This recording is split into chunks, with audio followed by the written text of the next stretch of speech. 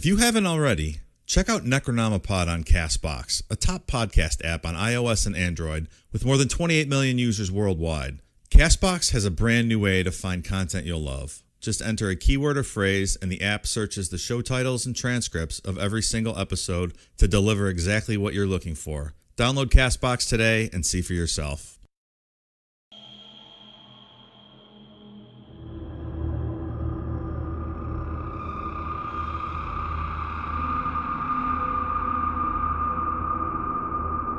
Today we cover the abduction of Betty Andreasson. From UFOs to the Bible, this story features all of Ian and Dave's favorite things. We'll discuss what Betty claims happened to her on a night back in 1967. We'll examine how she first approached the aliens when they invaded her home and what she discovered when she was abducted onto their UFO. We'll discuss the testing that was done on her, as well as everything she alleges to have seen while on the spacecraft. Also, we'll confuse ourselves with some interdimensional talk. And of course, no abduction story is complete without hypnosis. I'm Mike. I'm Ian. And I'm Dave. If you thought lint was the worst thing to ever enter a belly button, stick around. We're firing up the cringe meter tonight. This is Necronomipod.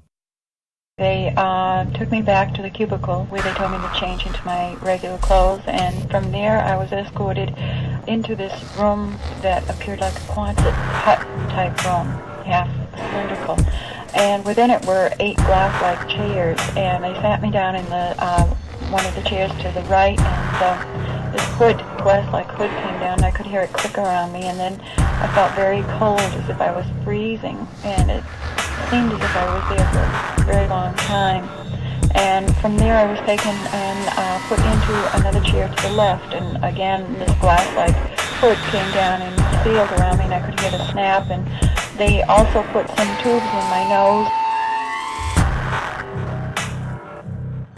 So, Mike, what did you think of the Impossible Whopper? Thank you for asking, Dave. I'm glad that you care. We're going to get the junk food talk out of the way right away off the bat here. It's the best part of the show. That's what I look forward to the most, really. Mm-hmm. Ian with the perfunctory, Yep. Can we just move on and talk about aliens, please? Yeah, so we just did a taste test at your house, Dave, with the Impossible Whopper and the regular Whopper. Blind taste test. Blind taste test. Ian did not make it. I did not participate. Dick. It was blind taste test. I was able to tell the difference, but I thought the Impossible Whopper was pretty tasty. I could tell the difference as well, because Impossible does not taste like a hamburger. It does. It tastes a little off. It does not taste like a typical Whopper. Yeah, it's not terrible. But there were a few people in our group that got it wrong. They couldn't tell. Very disappointing. But I guess that's good for the Impossible Whopper if you got some people out there that can't tell the difference. I would absolutely eat an Impossible Whopper again, I think. I would not be doing that. How many people tried? 5. So what, 2 out of 5? Did not get it right. 2 out of 5 got it wrong. 3 of us got it right. I guess that's good stats for Burger King. Yeah, I mean, plus it's Burger King, so it's terrible to begin with. That's all. We're not going down that rabbit hole again. Get me all fired up at the start here. So, yeah, we'll make it short and sweet, but I thought the Impossible Whopper was all right. It was tasty. Yeah. But if you want an actual Whopper, it doesn't do the job. Just get the real Whopper. Or just go get a Big Mac and treat yourself to something good. Carbo load. And all that bread. All right, what are we talking about tonight, fellas? So tonight we're going to get into the abduction of Betty Andreasson. And I'm just going to say it right off the bat. You guys are going to have to keep an open mind with this one, because this is probably the wildest UFO alien abduction story. This one has something else. I already feel like he's telling us that this stretches the limits of credibility if he's advising we have to keep an open mind. It stretches the reality dimensions. It's a wild one. All right, I'm excited. We all know how much Mike loved Betty Hill's abduction story. Yeah, going from one Betty to another. Yeah. You believe Travis Walton, right? That was Fire in the Sky? Yeah. Of all the ones we've looked at, I believe that one the most. Absolutely. Okay. Yeah. So yeah, let's jump right into it. Let's take a deep dive. This abduction story is more commonly known as the Treason Affair, which is from the title of the 1979 book written by Raymond Fowler. He just loves some alliteration with that one. What's that? He just loves some alliteration with that title, the Andreasson Affair. Yeah. You're a big alliteration guy. You love that stuff. I love alliteration. Betty Andreassen's alien abduction is right behind Betty and Barney Hill as far as being a go-to in the UFO community for credibility of the people involved in researching the case and the amount of research that was done. It's really thoroughly documented. Do we know why aliens are so fond of Bettys? I'm not sure. Okay. It's a fair question, though. Betty's in the 60s. I don't know. Maybe that's why young girls aren't named young girls. Maybe that's why girls aren't named Betty anymore, to prevent them from being abducted. What year was Betty Hill? 60? 61, maybe? 61, I think. Okay. And 61 or 62. This is what, early 67? 60s. Yeah. We say? We'll get into it, I'm sure. So at the time of the abduction, Betty Andreasson was a married mother of 7, living in a small town in Massachusetts called South Ashburnham. I guarantee I said that wrong, but it's probably Ashburnham. Ashburnham. That's what I would go with. All right. She is a fundamentalist Christian, believing the Bible word for word. But it's worth noting that she's not an asshole about her beliefs. So, I mean, she's not pushy. She doesn't really, it's like secondary to her that it's part of the story, but it's not this core thing that she pushes, right? She doesn't push it. And it's not necessarily a core part of the story. Right. Like that we're going to go through today. I disagree. I think it's a huge core part of this story. Well, I think it makes the story, in my opinion, it makes the story really interesting, her outlook on all this stuff because of that. See, I think this is red flag number 1. I mean, at the risk of offending people, I don't really feel that people who believe the literal word of the Bible are credible in anything. So. All of a sudden, he's worried about offending people. Like if you believing the Bible word for word is a little tough. Yeah, I mean, it shows you can't apply logic to the real world and come out with an accurate, representation of reality. In my humble opinion, if you think a person can live inside of a whale for 3 days, then I'm going to question your ability to. I forgot about that. I haven't heard that story in a long time. Yeah, you should go home and read it. I will tonight when I review my Bible reading. Well, regardless, she doesn't push this stuff out there. It's never a part of her interviews that she's done, like on Coast to Coast or anything like that. Okay, point taken. She was on Coast to Coast a lot? A bunch of times. They're not worth listening to, though, and we'll get into that at the end. Quick plug, our Patreon show coming out next week, is it, on Halloween? It's going to be, we're going back to Art Bell. So if you're not a patron, sign up. We're going to do an Art Bell Part 2 on Halloween. Very exciting times. Yeah, I can't wait.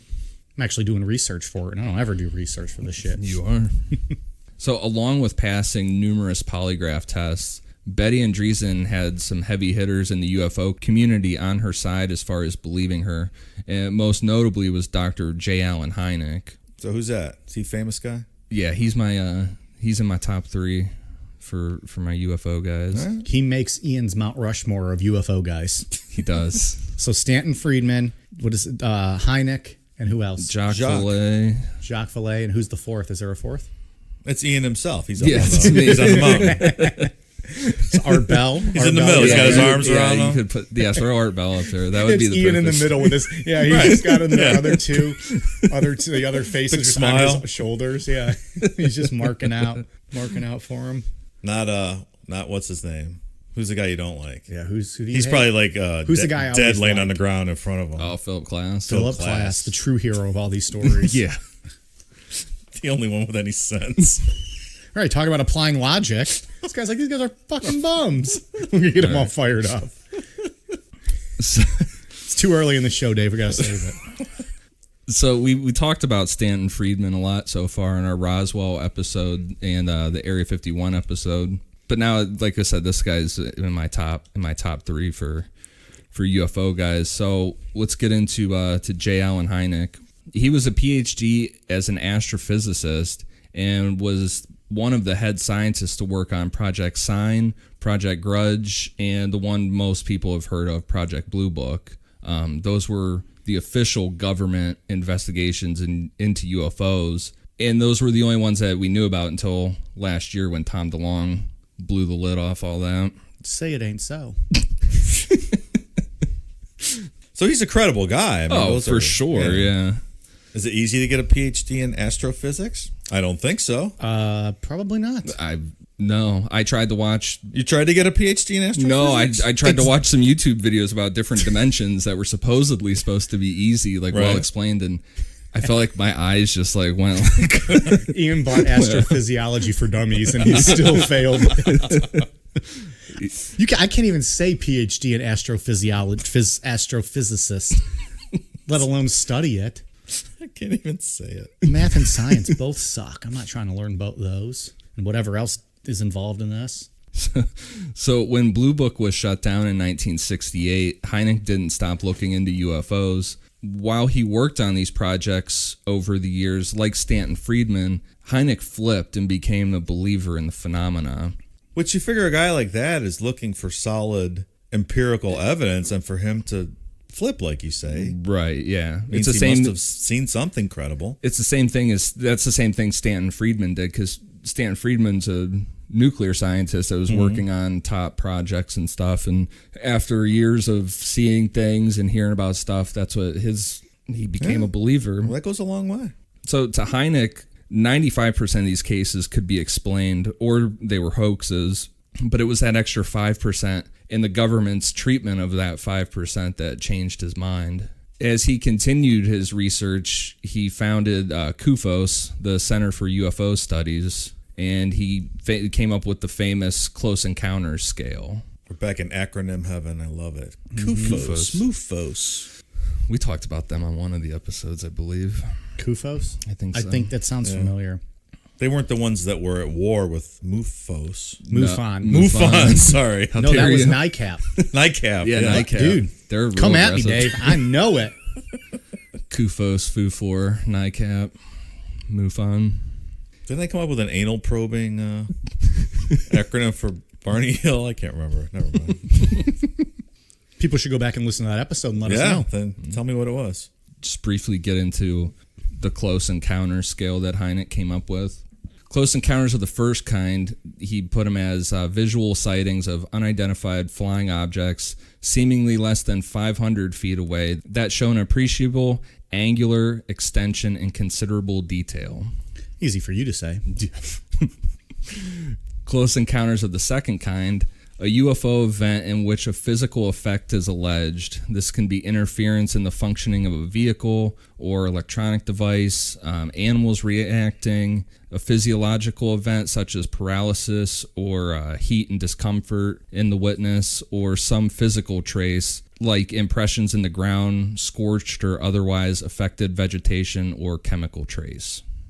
And then close encounters of the third kind are UFO encounters in which an animated creature is present. These include humanoids, robots, and humans who seem to be occupants or pilots of the UFO. Did you guys ever see that movie, or is that way before your time? No, I've seen it. Steven Spielberg one. Yeah. Hynek advised him on this. I figured or on it that. had something to do with it. Yeah, he When did that advised come him on out? that. 77, I think. And it's Close Encounters of a Third Kind? Yes. I've heard of it. It's a good movie. Yeah, it was really good. There's a lot of claims about that movie, like conspiracy stuff. That, Like what? Like that movie is like legit, and it was like put out there as like something to like ease people into the idea of it. Really? Like the government was like, let's put this out and see. Because Hynek really did advise Star Wars also? I don't know about Star Wars. Well, that's 100% real. Yeah. Word for word, like the Bible, right? Literally. For a while, the Close Encounter scale stayed at 3 tiers, but J. Allen Hynek eventually started working with another scientist named Jacques Vallée, and together they wrote a book called The Edge of Reality. Is that your favorite book of all time? Well, shout out to Kelsey because she found me a link to an ebook for it. Oh, because it was out of print, right? Haven't you been looking for that? Yeah, it's been out of print. It's like fucking like $80 to $100 for a copy of it. So, damn. Shout out to Kelsey for finding that for me. Nice job, Kelsey. Boom. But so in this book and working together, they strayed away from Stanton Friedman's beliefs that UFOs are nuts and bolts machines coming from other planets, and that more likely this is an interdimensional phenomena. And this led to a new tier in the Close Encounter scale, which is Close Encounters of the fourth kind. That's detailed as a UFO event in which a human is abducted by a UFO or its occupants. Jacques Vallée specifically said that the fourth kind should refer to, quote, cases when witnesses experience the transformation of their sense of reality so as to also include non-abduction cases where absurd, hallucinatory, or dreamlike events are associated with UFO encounters. And that's 100% what we're going to be getting into tonight. Okay, I was just going to say, have we discussed anything that would be considered thus far a fourth encounter? Well, yeah, because that's any abduction. Oh. Really, but Jacques Vallée is big in the interdimensional stuff. And that's kind of what we're going to see with Betty Andreasson's stories. It's got a lot of this really, what do I want to say? So maybe not an actual physical abduction. Right. I mean, at least part of it, maybe. Yeah, but that it could just be a psychic phenomena. Jacques Vallée is a big proponent that a lot of this could be something just completely psychic. And that includes dimensional? Mm-hmm. So you fucking lost me there. Like I said, I tried to watch a couple videos today on dimensional. I feel like I'd like to do an episode on interdimensional travel, but we would either put ourselves to sleep, be so confused we'd fuck up the whole story, or put our listeners to sleep. The only example that made somewhat sense to me, was that if you put a rope and tied it to a mountain like miles away from you, stood directly in front of that rope so it looked like a dot. To you, it looks like now it's one-dimensional because of the distance between it and the way you're looking at it. And if you put an ant on that rope and it started to crawl away and eventually you can't see it anymore, it's because the earth is flat. But it still looks one-dimensional to you because the way you're looking at it, and the ant's gone. But in reality, it's three-dimensional and that ant is there. In other words, the dimensions are right in front of us, but we can't see them because we're accustomed to not looking at things in that way. Right. And just because you can't see it doesn't mean that it doesn't exist. Because like with the ant thing, the ant is there. You can't see it, but the ant is there. It's just perception at that point. Okay. And then the other thing that it's the best explanation I've ever heard of it. So, well, who's the scientist, the Asian guy? Dr. Kaku? Michio Kaku? Yeah. I was watching a video with him trying to explain it, and it was way more confusing. His was supposedly easy as well. But I would need to pause it like every sentence and like really think about what he said and then move on to the next sentence and figure it all out probably. What he says his theory with string theory is that there's 11 dimensions. And that's because once the formula or the calculation gets up to, once it tries to go past 11, he said it collapses on itself. He said you can get it pushing 15, but the formula always collapses back down to 11. See, like Spinal Tap. These go to 11. Now that guy had some good Art Bell episodes. Yeah. That guy is great. Yeah. What's his name? Michio Kaku. What'd you call me?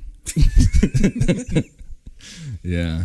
That is my vague understanding. So maybe we'll do our dimensional episode through Art Bell. Not a bad idea. Yeah, maybe. Anyways. In some other dimension, Art Bell's still alive doing the show right now. See, that's a whole nother thing I have questions about. Once you get to, according to what I watched today with Michio Kaku and some other stuff, is that if you got to the 11th dimension, literally anything is possible at that point. Interesting. All different types of future, everything is possible at that point. Let the record show also that I write these summaries that I read at the beginning of every episode before we record. I don't write them after. And I made it very clear we were going to have confusing conversation about interdimensional whatever. And I nailed it. Yeah. Knew we'd get there.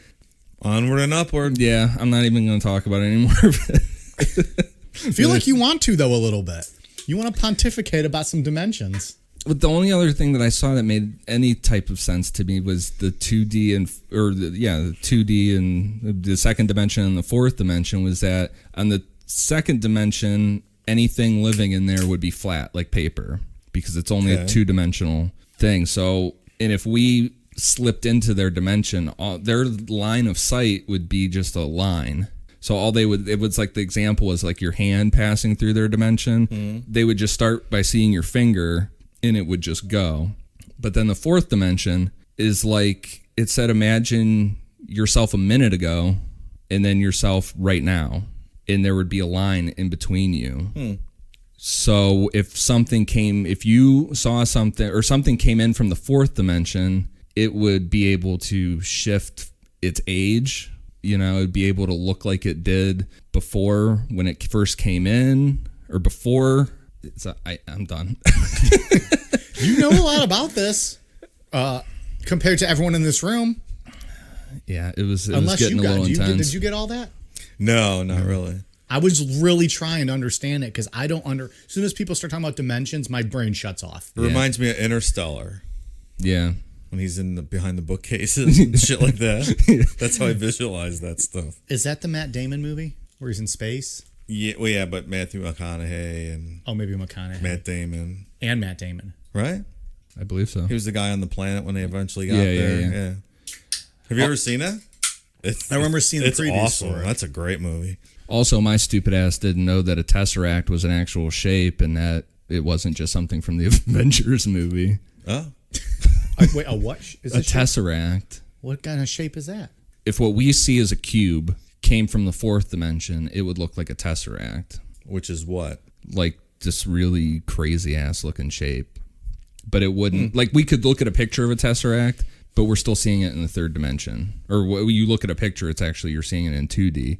If it came through, it would be like bending and weird looking. Yeah, I didn't know that was an actual shape. I thought it was just the fucking glowing cube from the Avengers movies. I don't think you need to beat yourself up too much over that one, man. Is that from Endgame?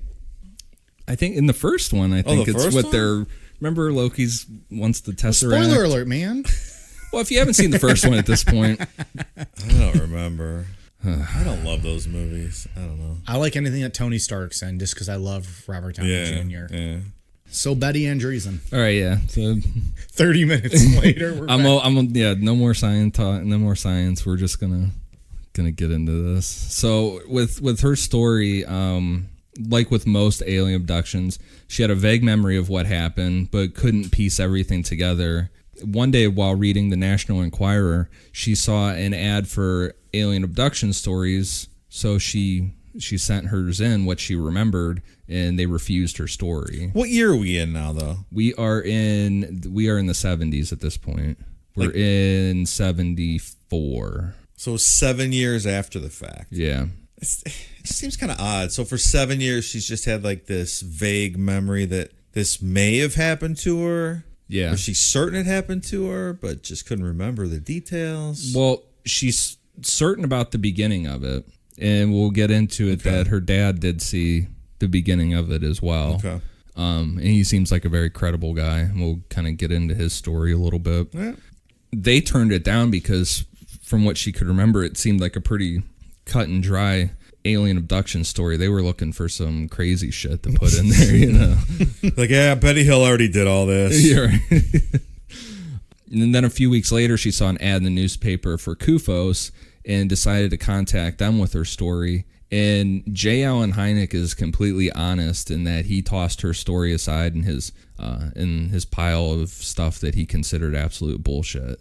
And he's pretty harsh about that fact, to be honest. He's not doesn't sugarcoat it. No, not at all. It's like it's got like a really dry just like a scientist personality, just very blunt. I don't think no humor whatsoever. Yeah, I don't think he has cancer of the funny bone. I think, Dave. Like much like us, we suffer from that ailment. I don't think he means to be an asshole, but yeah, he's very blunt in that he thought she was full of shit. But upon looking at it a second time, he felt someone should take a look at it, so he sent it over to MUFON. Because at this time in the 70s, abduction cases were still more of a MUFON thing. And Hynek was really only interested in the real raw data of things. Like he was doing this whole interdimensional stuff with Jacques Vallée, but what he really wanted was evidence. He wanted raw data and something that he could really, try and dissect scientifically. He didn't want to do shit work. He's like those fuckers at MUFON. Let them do that shit. I'm an astrophysicist. Right. They're the janitors who are masquerading as UFO experts. Nothing against janitors. Apologies. They keep things clean, man. That they do.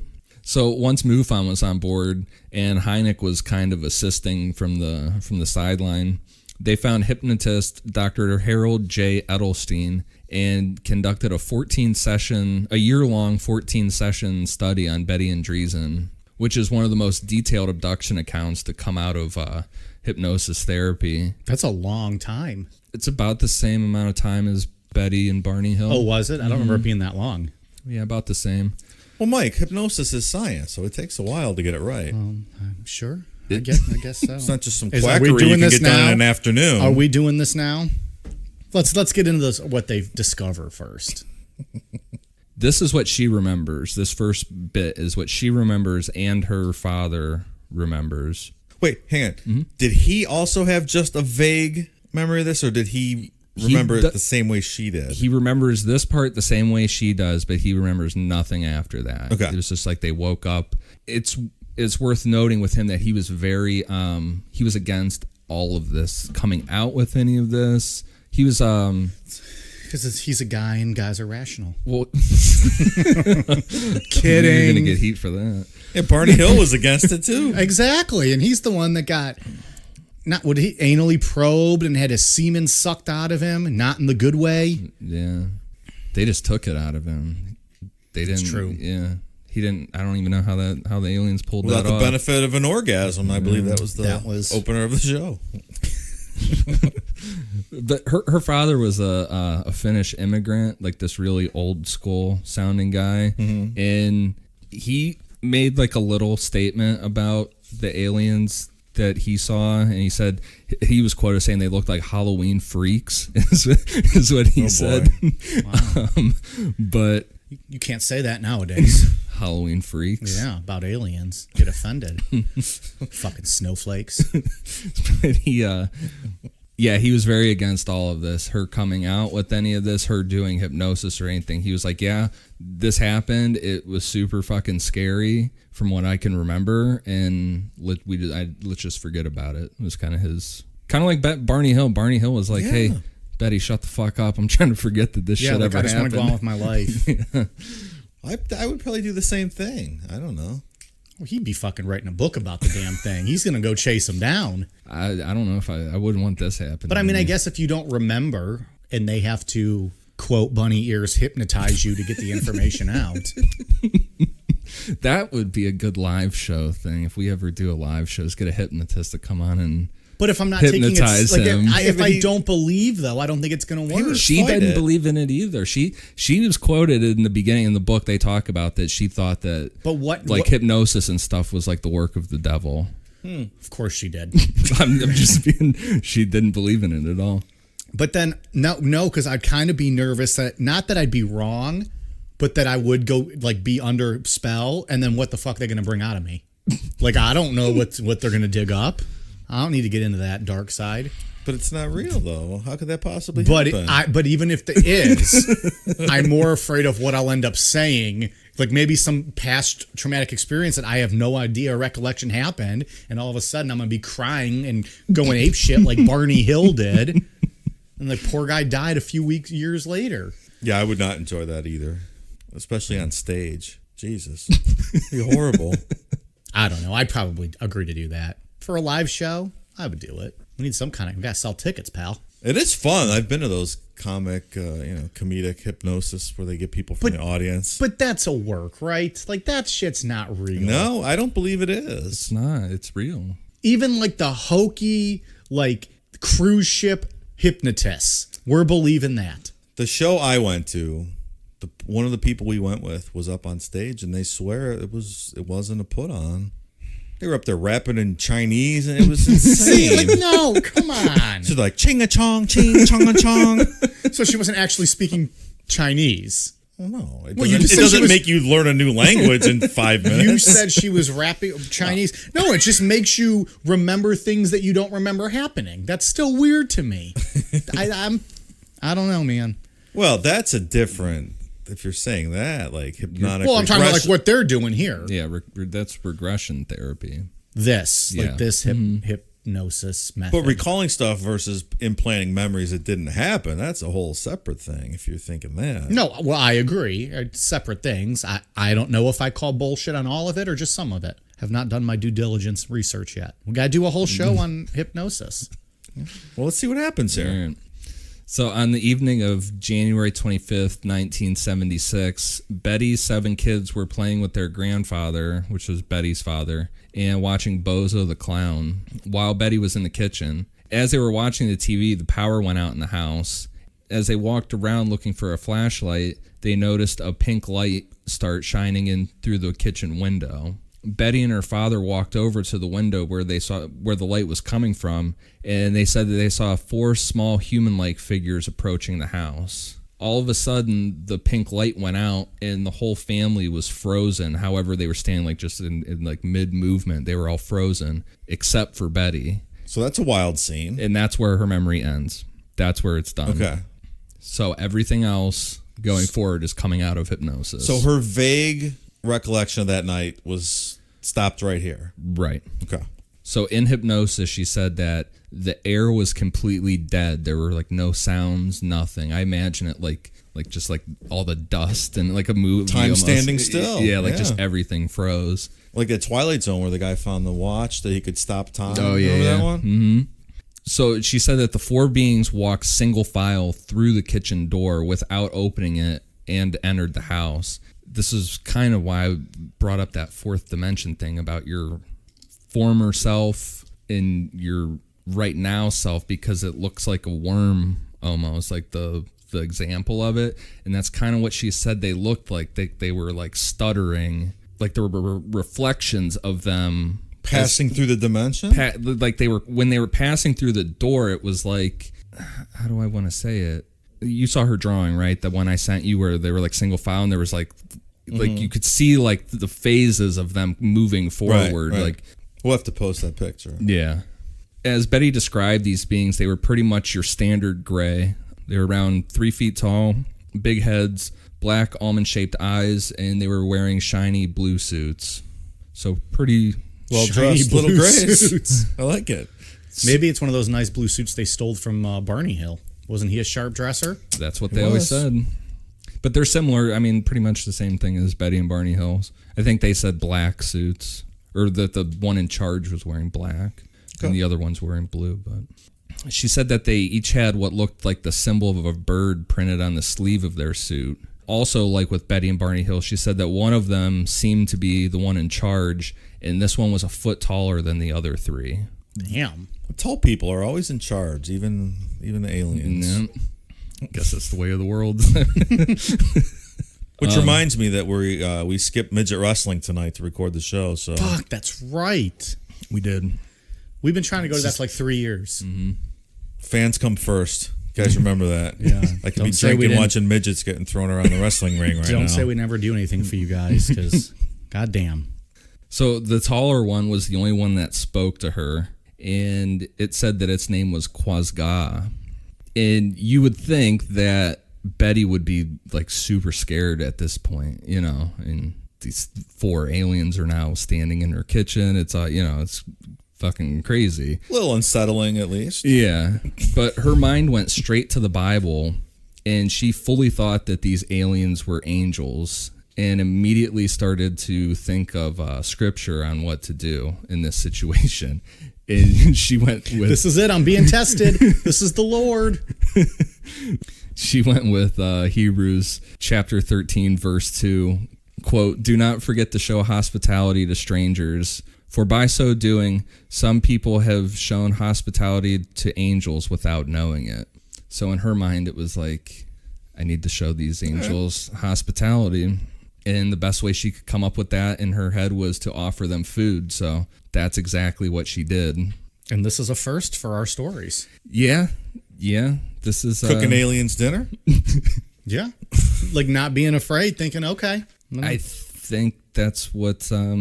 throughout this whole thing, I think that's the most interesting part of this, is that every other credible alien abduction story, everybody was absolutely terrified the whole time. we'll get into it later, but I think that's a big thing with this story. If this is 100% real, why it went as far as it went is because she wasn't afraid at all. She didn't even enter her mind that these were aliens throughout this whole experience.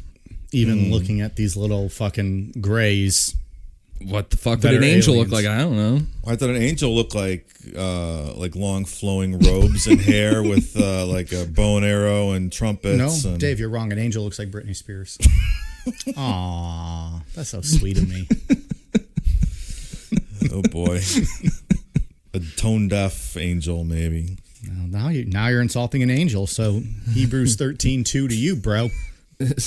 So Betty went to the refrigerator and grabbed like a big hunk of beef. I don't know, it sounded like a roast or something, and put it on the skillet. And then the tall alien, Quasga, told her, quote, "We cannot eat food unless it's burned." So she just rolled with it and started burning the beef. And when it started smoking, like when it actually started burning, there's smoke coming up.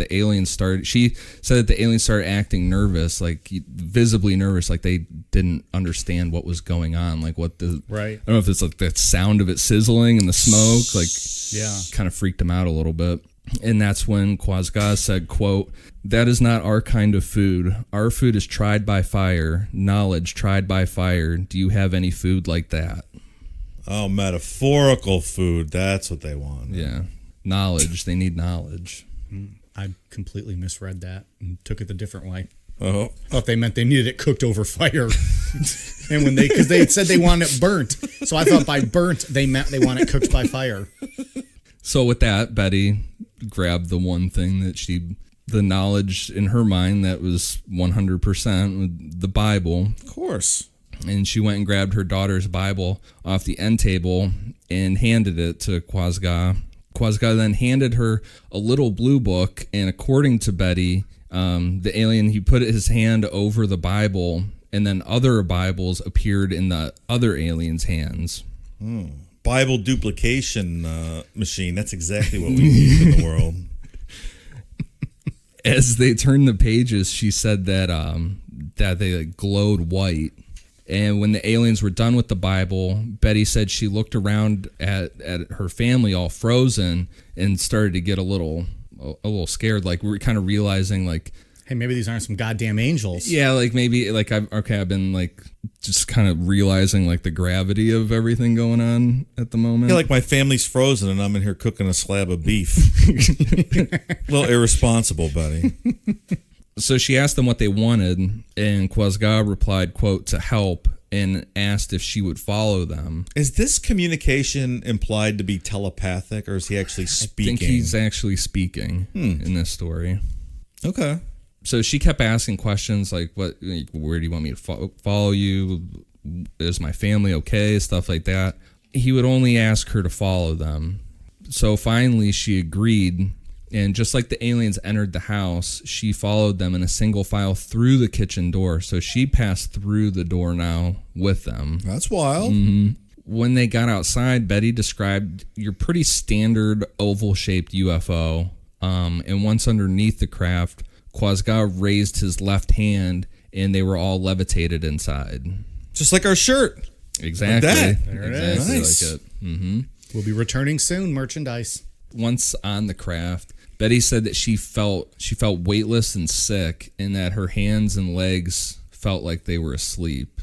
Oh, that's the worst. And that's another common, now a common abduction thing. I mean, back then, none of this was common. It was new. This was new, but now that's a pretty common. That you just feel like your whole body's asleep or whatever. It's terrible. Like when you wake up in the middle of the night and your arm's asleep. Have you guys ever woken up in the middle of the night with both arms like completely asleep? Yeah, I think so. Yeah, I did it once with them behind my head. And usually when one's asleep, like you could move one like with your other hand when they're both asleep. And I just tried to like sit up and like just flop them back down to the side of me. It was terrible.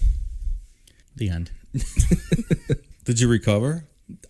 Every now and then maybe when we get hypnotized, I'll get back and I'll PTSD it and we'll talk about my experience. Maybe I was abducted that night. Who knows?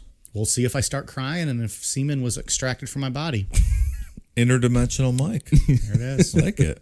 take my semen now while it's still good. Couple more weeks.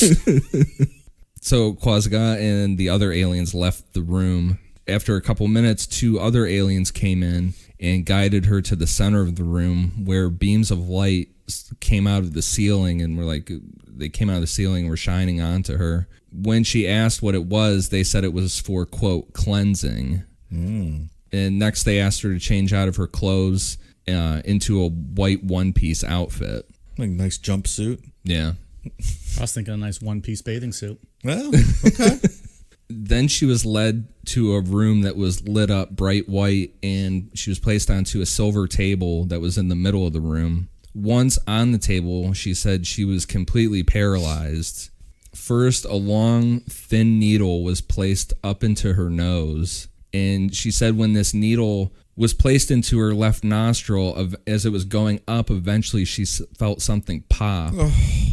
And when the needle was pulled out, there was something small and round on the end of it that wasn't there when the needle went in. So this is kind of like the first hint that this might have not been the first time she had been abducted. That Like they were pulling an old bug out of her? Yeah, like a implant or something. That's fucking gross. Download all the data it's been collecting on her and all the snot that's covering her. The next test was a needle that was placed into her belly button. She said that this one hurt really bad. She said that they moved the needle around inside her stomach like they were looking for something. This is horrible. This stuff makes me really woozy. It's like in The Matrix when they're pulling the bug out of Neo's stomach. Yeah. I can't stay awake for those movies. Well, and that's like we were talking about before we were recording.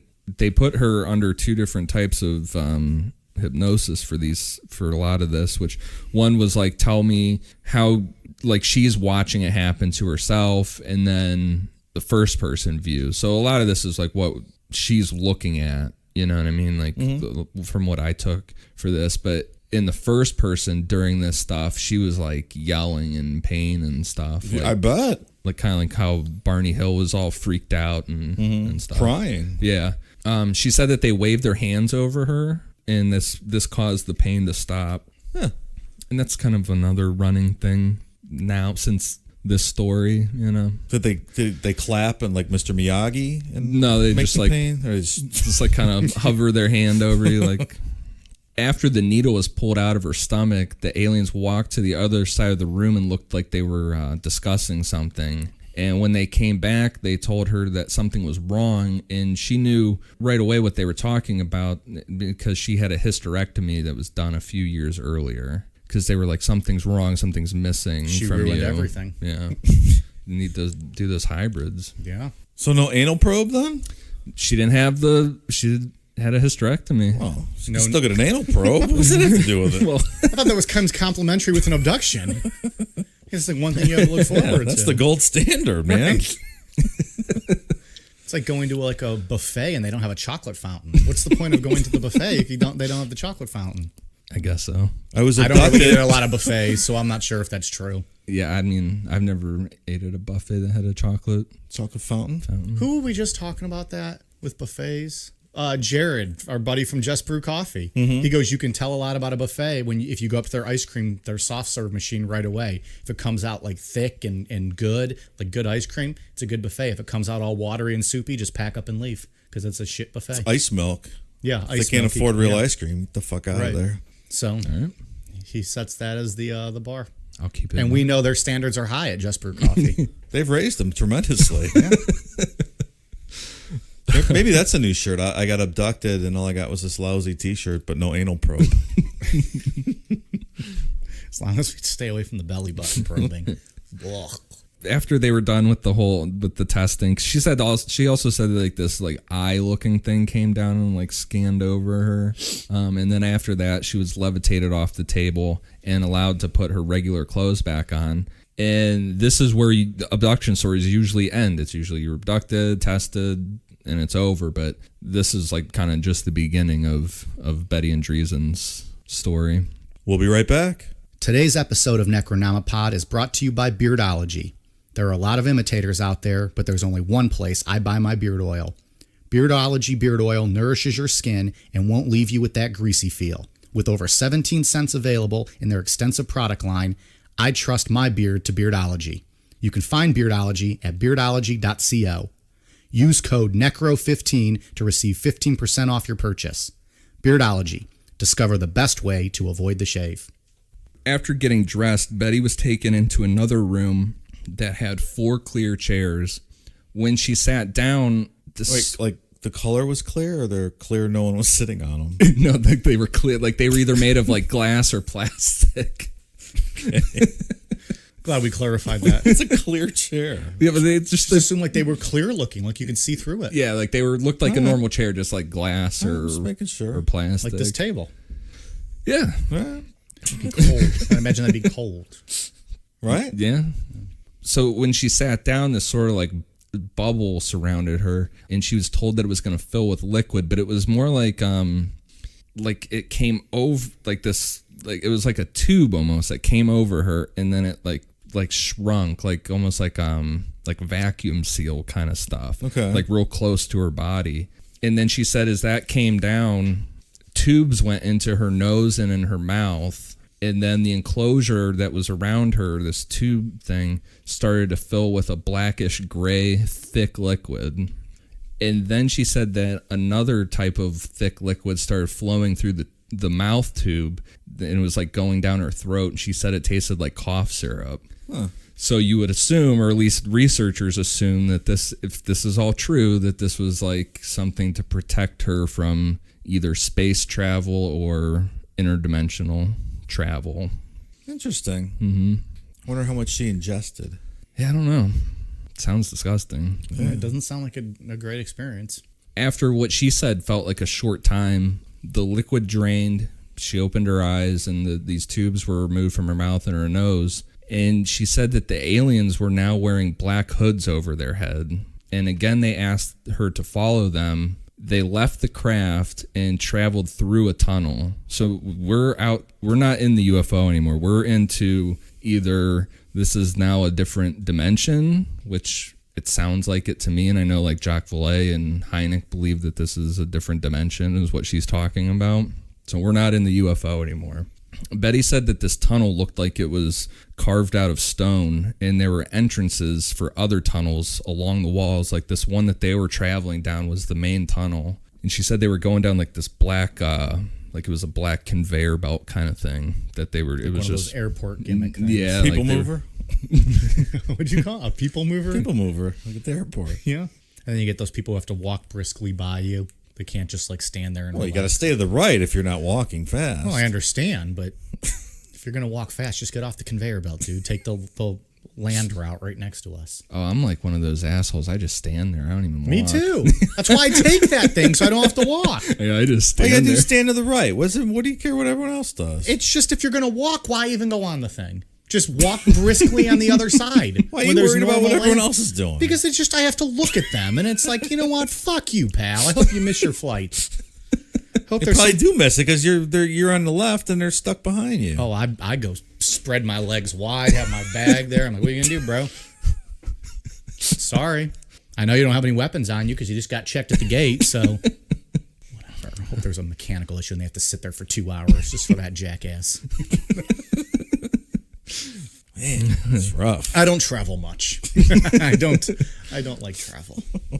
So at the end of this tunnel, as they were approaching the end of it, she said it looked like a liquid mirror type like portal at the end of this thing. Like it looked like a mirror, but it was like moving. Like again in the Matrix when he sticks his hand into that mirror and it kind of. I wonder if the Matrix like took some of her story. It sounds like it.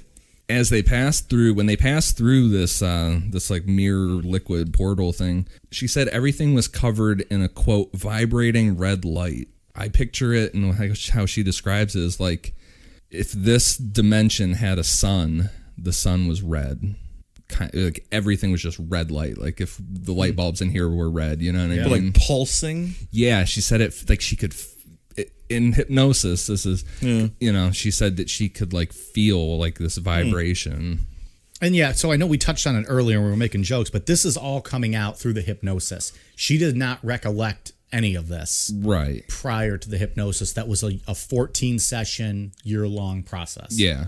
And I mean, and I summed this up like I'm telling a story. Right. You know what I mean? Right, that's why I just wanted to clarify. Like in the book is just nothing but pretty much is just transcripts from the thing. So they were just asking questions like, oh, well, what do you see? You know, and she's like, everything's red and stuff like that. When you come out of these hypnotic regression sessions, do you actually remember it as a memory now, or do you have to go back and listen to what the tapes produced during your sessions so to hear what you recalled? Or is it case by case? Yeah. Well, it's how the doctor does it, because for the beginning of Betty and Barney Hill, it was all kept confidential. So, and they wouldn't remember anything, any of their memories from during that, right? So that they couldn't talk to each other and like come up with a difference, you know. What do you mean it was? So like so they don't remember what they said, and then the doctor didn't tell them so that he could go about. Right. So in their cases, they did not remember what they were saying. No.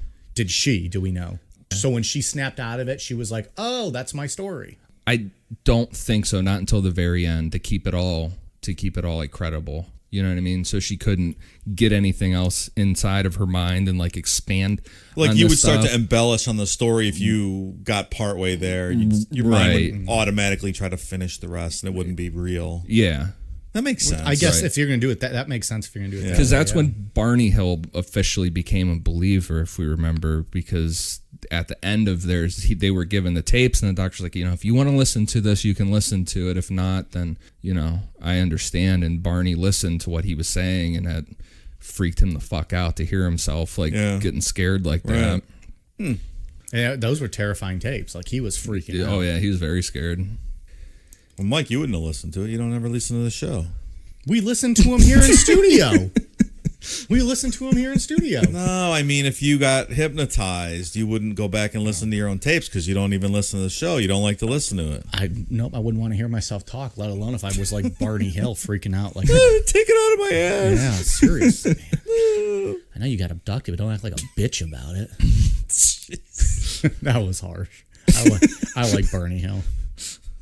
Yeah, Barney didn't do anything. If I had to rank my heroes of Necronomipod thus far, my Mount Rushmore, I'm going to have Mr. Muggs. Goes without saying. Art Bell, Barney Hill, and Philip Glass.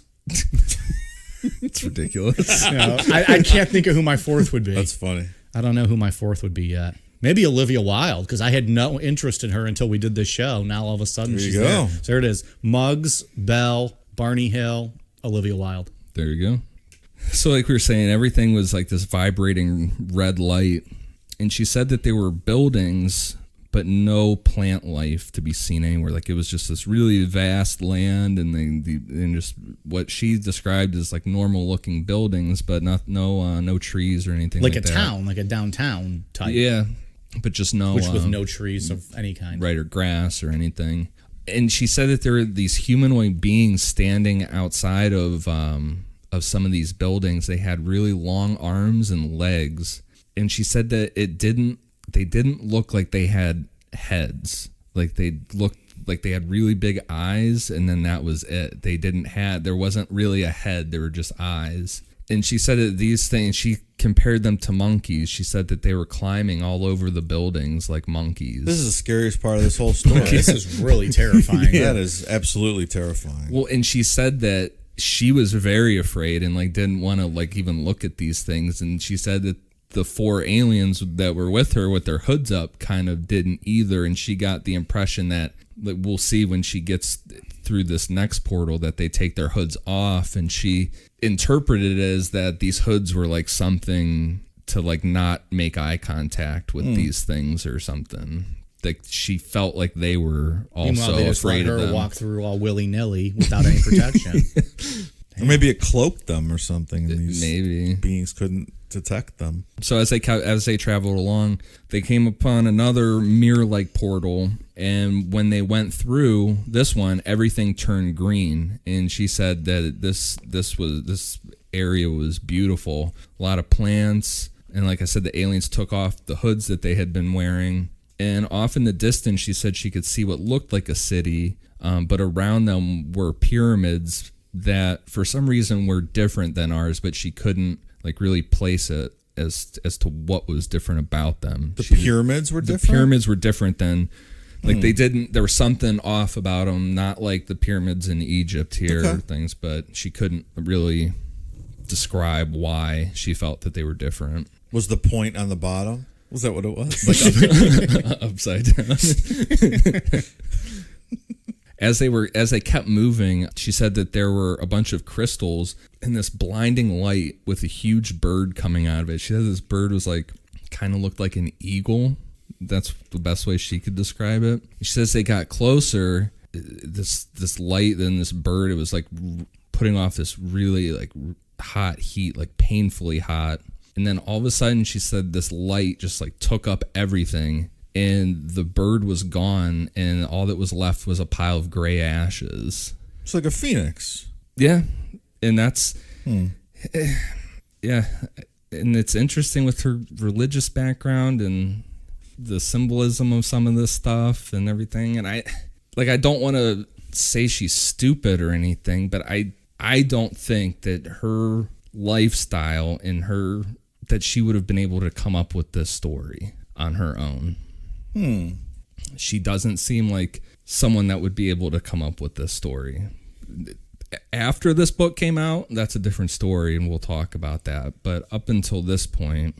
To me, this seems like just a mixture of, I don't know, Bible stories and The Wizard of Oz and 50s sci-fi movies, just pulling pieces and parts together to construct this story. And then what? Like just making it straight up, or having just like a real bad dream one night? I don't know. Maybe either or. It's a pretty long dream, though. So from this pile of ashes came out this huge gray worm, and this loud, disembodied voice started talking to Betty, and she referred to this voice as, quote, the one. I think that this stuff with the one and all this is she's interpreting this whole thing as this is a religious experience to her at this point still. I mean, this has never changed from that these aliens are angels, this worm is in this disembodied voice is God talking to her. To me, when I read a lot of this stuff too with the aliens, because there's points in her thing when the aliens were like asking her to follow them, she was like, I'll follow you if you're of God. Like if you are of God, I'll follow you. And to me, like in my mind, I imagine as the aliens are like, sure, lady, yeah. we're sure thing. God, love that guy. Yeah. Sure, we're thing. him. Whatever you say. They're like, this is fucking easier than we thought, guys. Let's just start telling everyone we're God. Right. It's not like Christians are easy to sucker or anything, or get them. Oh boy, to send you money over. Yeah, just their luck when they go try to abduct Dave. We're God, and he's like, "Fuck you, get out of my house." So, like I said, she was still interpreting this whole scenario as angels, and this voice is now potentially God speaking to her, is the way she sees it. When she asked if this voice was God, it replied, quote, "In time you shall see." And then she was taken back the way she came. They passed through the green area, past the pyramids, went back through that scary-ass red world, and the aliens put their hoods back up, and then got back to the craft. She was then sat in the clear chairs again with the whole liquid and tubes in her mouth and nose thing. When they arrived back at her house, this craft landed in her backyard, Quasga put his hands on her and said, quote, "Child, you must forget for a while." And then she said, this is like really dream state kind of thing. She said his face changed and it almost looked like a bee. Like his whole face changed. And antennas came out from above his eyes. And then when his face changed back, Betty was taken inside by 3 other Greys, where her family was still frozen, the same as before. God damn. Yeah, they were just chilling this whole time. Man. But Talk about your arms going to sleep. Yeah, seriously. I would have had to pee 54 times in the course of the story. But who knows? Because when I was looking at the dimensions thing, like if they went into a different dimension, like if they went to the 4th or 5th dimension, especially from what I was looking, like the 5th and 6th dimensions where time really gets like real fucking weird. But this could have only been like a couple seconds to her family, you know what I mean? It'd been like this long journey to her. Just like Inception. Yeah. Yeah. The 5th and from what I was reading or when I was watching that stuff, The fifth and sixth dimension is when it starts getting real fucking wild with like time and coordinates to where you are on that timeline and stuff. It gets really weird. It is cool stuff to think about. Oh yeah, for sure. Until you get a headache. Yeah, I was going to say, I have a headache just listening to you guys talk about it. I don't know if I want to dig into that. So they led her to her bed, and then the next morning, she and the rest of her family woke up like nothing ever happened. All that was remembered was the power went out, the pink light, and Betty and her father saw the 4 aliens in the background. And like we said before, her father was really against all this hypnosis stuff. He was like, yeah, I saw him. It scared the shit out of me, but let's just fucking forget that this ever happened. Yeah. Kind of thing. So that's her. That's Betty's initial story. That's the initial one. That's the initial one. Things get a little kooky after. Things get a little strange with Betty after that. As far as regarding this, so that was just the 1 year of regression hypnosis. Right. Regarding this story, she's passed numerous polygraph tests. Really, all that proves, though, is that she believes what she's saying. Yeah. Right. She also believes every word of the Bible. Yes.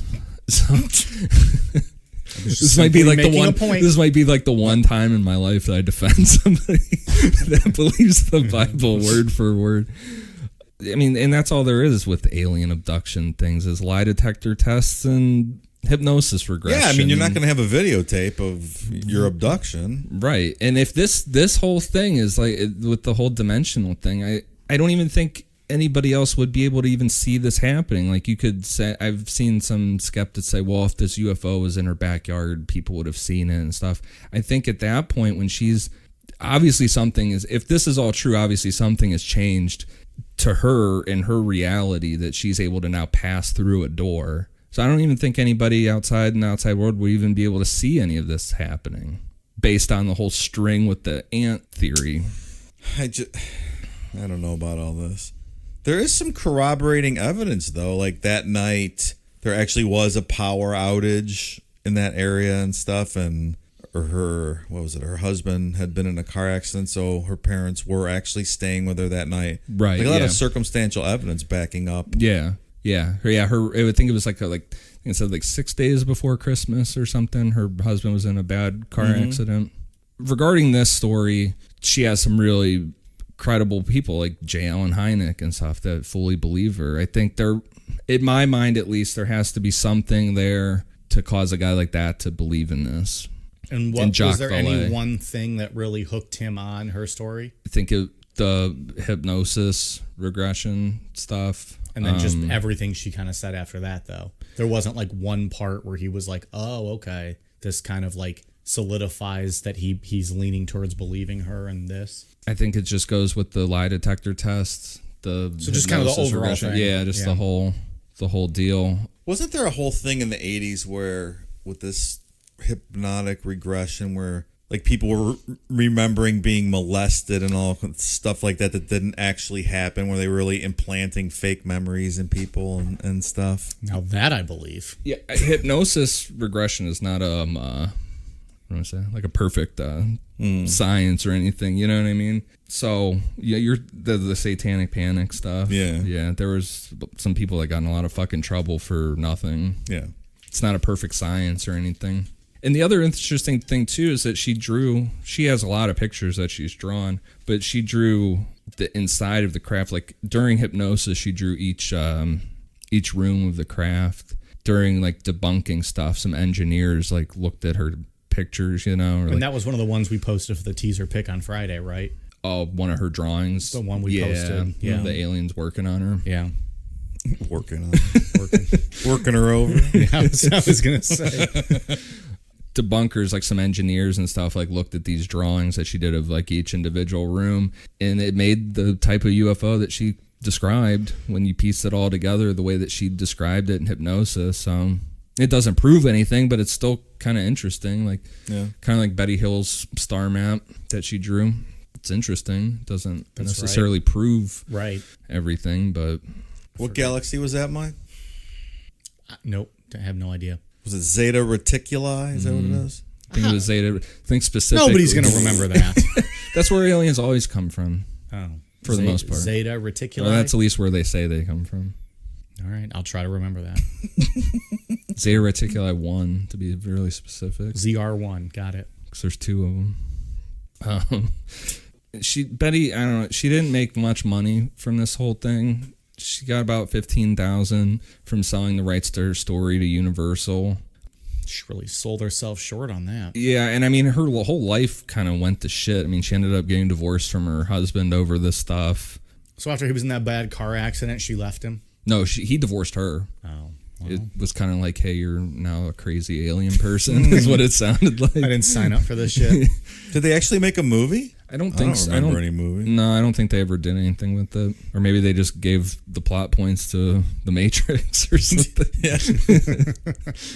And so she took a break on this shit and like tried to regroup her life. She moved down to Florida and got a job as a waitress. And that's where she met this Bob Luca guy who was also abducted by, or claimed to have been abducted by aliens. And they just kind of hit it off, you know. So that's one good part of the story for her, I guess, is that she found true love out of all of it. Yeah, down in Florida. Good luck. It's going to work out great. But her stories after this get really because she's extremely typical with like the new agey kind of bullshit. Like, we're going to destroy the planet with pollution and aliens are warning us and all this kind of stupid shit. I think she was very influenced by Bob Luca in her recent stuff. Because she kept this hypnosis up for another, 15 years or something, up through into the 90s. Yeah, after she took a break, she got back into it, and that's where it started getting really kind of cookie cutter shit. Well, from what I read, then she remembered, abductions going back to when she was 7 years old and being visited by orbs and like all kinds of crazy stuff. Waking up with entities in her bedroom, warning her of the impending death of her kids. And isn't that kind of what Betty Hill did? Didn't she kind of went off the rails? Yeah, like after went and kind of started getting it crazier and crazier, right, with her stories? Or am I making that up? Betty, but she did the UFO like circuit thing. She just did speaking tour. Yeah, I mean, she could just kept it going. But she started telling more and more outlandish tales, right? Yeah. Didn't we talk about her being kind of a joke at the end on the circuit? Yeah, I think that's what I thought. Yeah, she became buddies with Travis Walton. Yeah, they were buddies. Yeah. So One I don't of them know. Wasn't a liar. What's that? I said one of them wasn't a liar. I think that Betty Andreasson, her initial story is really interesting from the whole point of view of different dimensions, and the dimension thing will always fascinate me. I'm not smart enough to understand that. Also, her story is very fun. I just don't know how much of it I believe. I do not believe this at all. And then all of a sudden you're being abducted like another 20 times starting when you're 7 years old that you didn't remember any of that. I don't know. Well, that's where that's how that little bulb got up in her head, Dave. They had to get that out somehow. Well, that's where this goes off the rails. Like I said, I think she was influenced a lot by Bob Luca and probably other people around her. And so like what I personally think with that is that listening to Bob Luca's shit, listening to all these other people's stories on the UFO circuit, it kind of like bled together. And then she's just putting out this stuff in regression therapy at that point. She's just putting a mixture out of everybody else's stories. I think that's very plausible. The initial story, it's cool as fuck. It's a fun story to talk about. Yeah. It's something different. We haven't really gotten into like that kind of detail before. It's interesting because it's like most 99% of abduction cases or people are terrified, don't want anything to do with it. She's fucking making them ground beef. And she's sold on it, thinks they're aliens, so they might have been like, well, we're not used to people being nice to us, so let's give her the full fucking tour. Let's go. They're not used to being like minor celebs. That would be what happened if they abduct Ian. He's like, "What's up, guys? Show me around." I would be terrified. I've already proven that with my Betty and Barney Hill research. When I fell asleep listening to the you woke hypnosis tapes, I had a straight dream. I dreamt exactly what he was talking about with the UFO and seeing the alien inside. You had semen extracted from you? No, I didn't. I saw the alien in the UFO and I yelled in my dream, but I yelled in real life, and then I got yelled at and was told to stop to chill out with the aliens. Shut up, you asshole. Go back to bed. I was told to chill with the aliens for a while. That's hilarious. So it's, I mean, I don't know. There's credible people that believe her. If it's true, I mean, who knows? Who knows what's in these other fucking dimensions? And if they are really from other dimensions, which I think is a lot more likely than them being from another planet. So if Stanton Friedman and Hynek weren't a part of this story, would you still believe it? Or is it mostly them that gives it credibility? To me, it's Hynek gives it the most credit. That's what gives it credibility. Because I guess Friedman wasn't really a part of this one. Right. Yeah. Because Hynek, like I said, he was the bad guy. You know, he was the guy that was supposed to just debunk all this shit and shut it down. And then he flipped and started believing it. Yeah. And he never fucked with the facts or anything. He wanted the facts on everything. I guess I don't know what makes this story credible. Like, compared to what if I said this happened to me tomorrow and I just made it up? Like, what makes it credible? Is it the hypnosis? Is that? I guess, but I don't know. Because like with Betty, she at least drew like that galaxy, right? Like they had something to be like, wow, she drew something that she didn't know about. What happened in this story to give them like that hard proof? I think that's what you're asking, right? Yeah. Like there's nothing like that. Other than all the drawings that she did and the lie detector tests, and that, I mean, every time we talk about a criminal case on this, we always say lie detector tests are bullshit, and I fully believe that. Mm-hmm.